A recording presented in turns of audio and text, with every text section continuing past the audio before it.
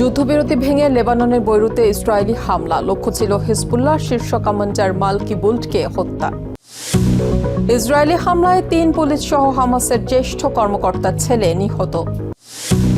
সর্বোচ্চ নেতার সঙ্গে সাক্ষাতের কথা জানালেন ইরানি প্রেসিডেন্ট মাসুদ পেজেশকিয়ান। হরমুজ প্রণালীতে আমেরিকান ড্রোন ভূপাতিতের দাবি ইরানের। বিশ্বকাপে বাধাহীন ভিসা চায় ইরান, ফিফাকে হস্তক্ষেপের আহ্বান। দীর্ঘ খরার পর আবারও জীবনের ছোঁয়া, জেগে উঠতে শুরু করেছে ইরাকের ঐতিহাসিক জলাভূমি। মধ্যপ্রাচ্যের রাজনৈতিক, অর্থনৈতিক সহ সবশেষ খবরাখবর আপনাদের সামনে এক নজরে তুলে ধরছি আমি সাবরিনা সুপা।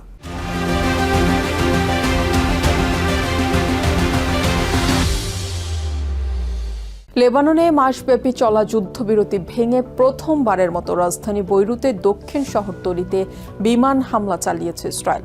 বুধবার রাতের এই হামলায় হিজবুল্লাহর এলিট রেদওয়ান ফোর্সের শীর্ষ কমান্ডার মালকি বুল্টকে লক্ষ্যবস্তু করা হয়েছিল। ইসরায়েলি প্রধানমন্ত্রী বেঞ্জামিন নেতানিয়াহু এই হামলার সত্যতা নিশ্চিত করেছেন।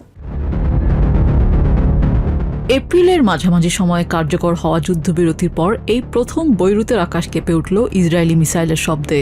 বুধবার সন্ধ্যায় একটি ইসরায়েলি যুদ্ধজাহাজ থেকে দক্ষিণ শহরতলির হারেত হরিক এলাকার একটি আবাসিক অ্যাপার্টমেন্ট লক্ষ্য করে 3টি ক্ষেপণাস্ত্র ছোড়া হয়। এতে ভবনটি মারাত্মকভাবে ক্ষতিগ্রস্ত হয় এবং মুহূর্তের মধ্যেই পুরো এলাকায় আতঙ্ক ছড়িয়ে পড়ে। হামলার পরপরই সেখানে উদ্ধারকারী দল ও অ্যাম্বুলেন্স পৌঁছাতে দেখা গেছে। ইসরায়েলি প্রধানমন্ত্রী বেঞ্জামিন নেতানিয়াহু এবং প্রতিরক্ষা মন্ত্রী ইসরায়েল কাটস এক যৌথ বিবৃতিতে জানিয়েছেন, এই হামলার মূল লক্ষ্য ছিল হিজবুল্লাহর এলিট রেদওয়ান ফোর্সের কমান্ডার মালকি বুল্ট। ইসরায়েলের দাবি, বুল্ট ইসরায়েলি বসতিতে হামলায় ও সেনাদের লক্ষ্যবস্তু করার জন্য দায়ী ছিলেন। ইসরায়েলি গোয়েন্দাদের বিশ্বাস, আমেরিকার সাথে সমন্বয় করে চালানো এই হামলায় কমান্ডার বুল্ট নিহত হয়েছেন। যদিও হিজবুল্লাহর পক্ষ থেকে এখনও কোনো আনুষ্ঠানিক নিশ্চিতকরণ পাওয়া যায়নি। গত 16 এপ্রিল মধ্যরাতে শুরু হওয়া এবং পরবর্তীতে 3 সপ্তাহ বাড়ানো যুদ্ধবিরতি এখন চরম হুমকির মুখে। বৈরুত ছাড়াও বুধবার দক্ষিণ ও পূর্ব লেবাননের নাবাতিয়ে, সাকসাকিয়ে, হাব্বুস ও জেল্লায়া সহ বিভিন্ন এলাকায় ইসরায়েলি হামলায় একজন মেয়র ও তার পরিবারের 3 সদস্য সহ অন্তত 17 জন নিহত হয়েছেন। পাল্টা ব্যবস্থা হিসেবে হিজবুল্লাহ ও ইসরায়েলি সামরিক যান লক্ষ্য করে ড্রোন ও রকেট হামলা চালিয়েছে। লেবাননের স্বাস্থ্য মন্ত্রণালয়ের তথ্য মতে গত 2 মার্চ থেকে 6 মে পর্যন্ত এই সংঘাত এ পর্যন্ত 2715 লেবানিজের প্রাণ কেড়ে নিয়েছে। সংঘাতের মধ্যেই লেবাননের প্রধানমন্ত্রী নওয়াফ সালাম জানিয়েছেন, ইসরায়েলের সাথে স্বাভাবিকীকরণ নয়, বরং তারা শান্তি চান, যার ভিত্তি হবে পূর্ণাঙ্গ যুদ্ধবিরতি এবং ইসরায়েলি সেনা প্রত্যাহার। আগামী 14 ও 15 মে ওয়াশিংটনে ইসরায়েল ও লেবাননের মধ্যে 3য় দফা শান্তি আলোচনা হওয়ার কথা রয়েছে। Nijia Jami, TVN 24 news desk. Gaza Israeli হামলায় বৃহস্পতিবার 3 পুলিশ সদস্য নিহত হয়েছেন। গাজা সিটির পশ্চিমাঞ্চলে একটি পুলিশ পোস্টে ইসরায়েলি বিমান হামলায় আহত হয়েছেন আরও বেশ কয়েকজন। অন্যদিকে প্যালেস্টাইনের সশস্ত্র গোষ্ঠী হামাসের প্রতিনিধি দলের প্রধান খলিল আল হাইয়ার ছেলে আজম আল হাইয়া নিহত হয়েছেন। ইসরায়েলি বিমান হামলায় আহত হওয়ার পর তার মৃত্যু হয়। বৃহস্পতিবার তার জানাজায় অংশ নেন শত শত প্যালেস্টিনিয়ান।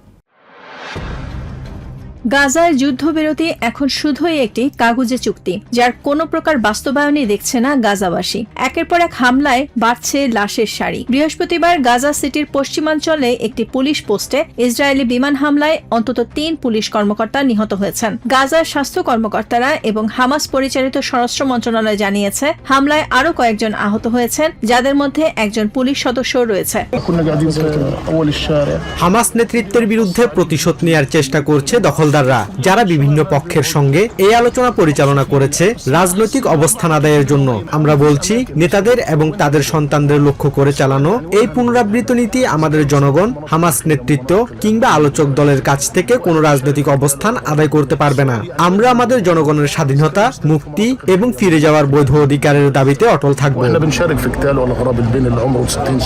এ ঘটনায় ইসরায়েলি সামরিক বাহিনীর পক্ষ থেকে তাৎক্ষণিক কোনো মন্তব্য পাওয়া যায়নি। রয়টার্স জানিয়েছে, গাজায় হামাস পরিচালিত পুলিশ বাহিনীর ওপর ইসরায়েল হামলা জোরদার করেছে। ইসরায়েলের দাবি, গোষ্ঠীটি নিয়ন্ত্রিত এলাকাগুলোতে নিজেদের নিয়ন্ত্রণ শক্তিশালী করতে ওই পুলিশ বাহিনীকে ব্যবহার করছে।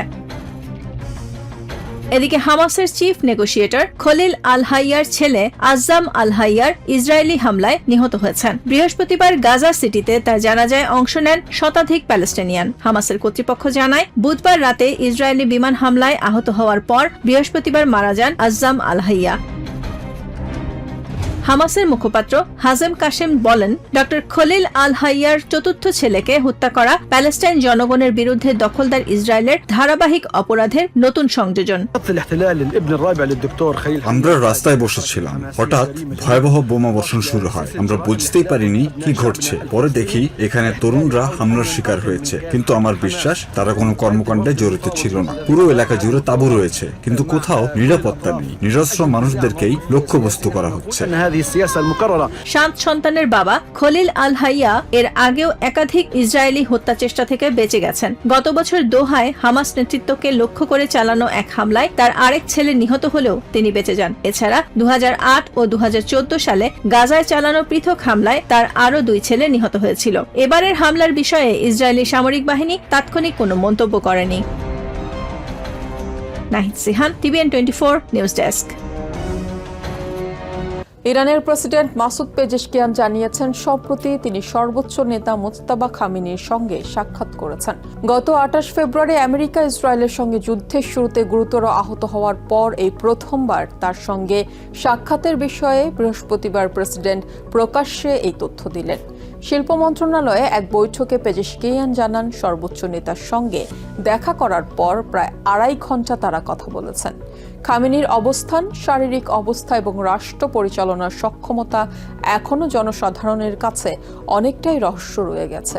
হামলার পর থেকে রাষ্ট্রীয় টেলিভিশনে তার কিছু বিবৃতি প্রকাশিত হলেও কোনো ছবি, ভিডিও বা অডিও প্রকাশ করা হয়নি।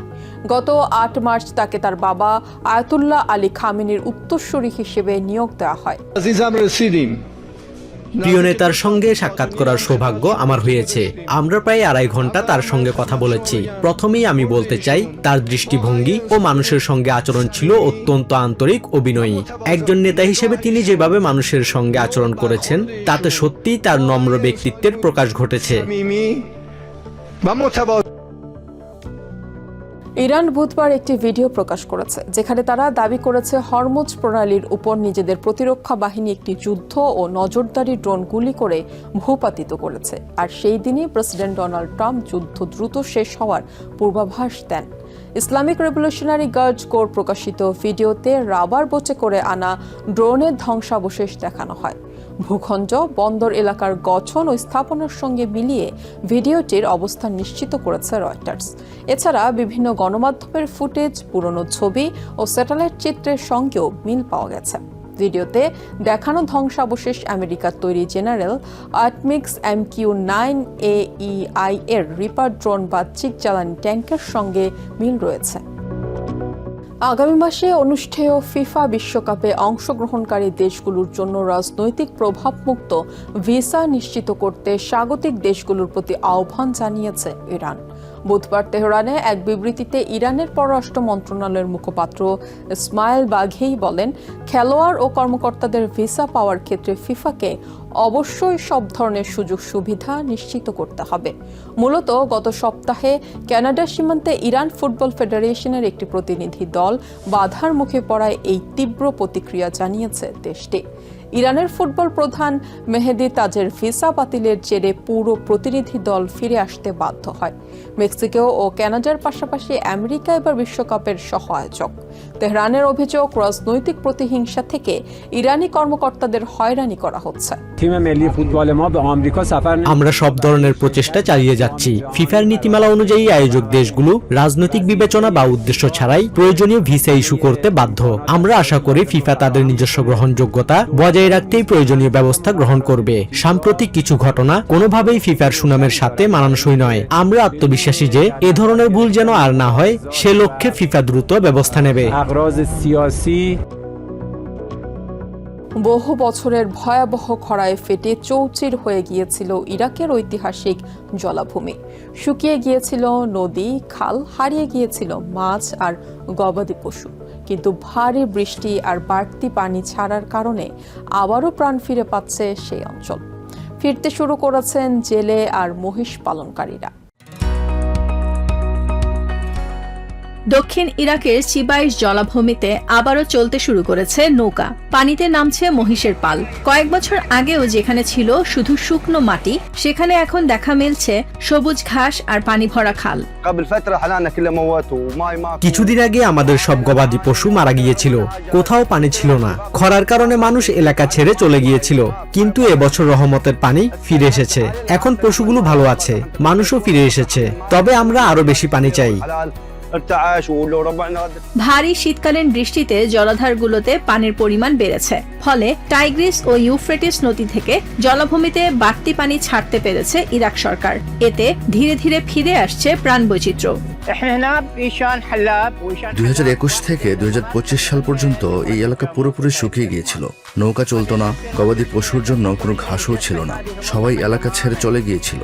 এখন ইউফ্রেটিস নদী থেকে পানি ছাড় এবং ভারী বৃষ্টির কারণে মানুষ আবার ফিরছে, সবুজ ঘাসও ফিরে এসেছে। বিশেষজ্ঞদের মতে গত 5 বছরে জলাভূমির পানিতে ডুবে থাকা এলাকার হার ছিল মাত্র 8%। এখন তা বেড়ে 32 থেকে 36% পৌঁছেছে। মাছ, জলজ উদ্ভিদ আর নলখাগড়ার সংখ্যা বাড়তে শুরু করেছে। ইরাকের এই জলাভূমিগুলো হাজার বছরের পুরনো। একসময় প্রায় 9,500 বর্গ কিলোমিটার এলাকা জুড়ে বিস্তৃত ছিল এগুলো। 1990-এর দশকে সাদ্দাম হোসেনের আমলে ব্যাপকভাবে শুকিয়ে যায় এসব অঞ্চল। পরে 2003 সালের পর ধীরে ধীরে আবারও পানি ফিরিয়ে আনে সরকার। এবছর প্রচুর পরিমাণে পানি প্রবাহ, উন্নত পানি ব্যবস্থাপনা এবং বেশি বৃষ্টিপাতের কারণে জলাধারগুলোতে পানি বেড়েছে। টাইগ্রিস ও ইউফ্রেটিস নদীতেও প্রবাহ বেড়েছে। এর ফলে জলাভূমিগুলোতে ভালো পরিমাণ পানি পৌঁছেছে এবং পরিস্থিতির উল্লেখযোগ্য উন্নতি হয়েছে। খরার ক্ষত এখনো পুরোপুরি শুকায়নি, তবে বহু বছর পর আবারও পানিতে ভরছে ইরাকের ঐতিহাসিক জলাভূমি। আর সেই পানির সঙ্গেই ফিরছে মানুষের জীবন, জীবিকা ও হারিয়ে যেতে বসা ঐতিহ্য। Nahid Sihan, TVN 24 news desk. এক নজরে প্রতিদিন মধ্যপ্রাচ্যের খবর জানতে চোখ রাখুন TVN 24 নিউজ নেটওয়ার্কের ইউটিউব ও ফেসবুক পেজে। নিউ ইয়র্ক থেকে সম্প্রচারিত TVN 24 টেলিভিশন বিশ্বজুড়ে বাঙালির কণ্ঠস্বর।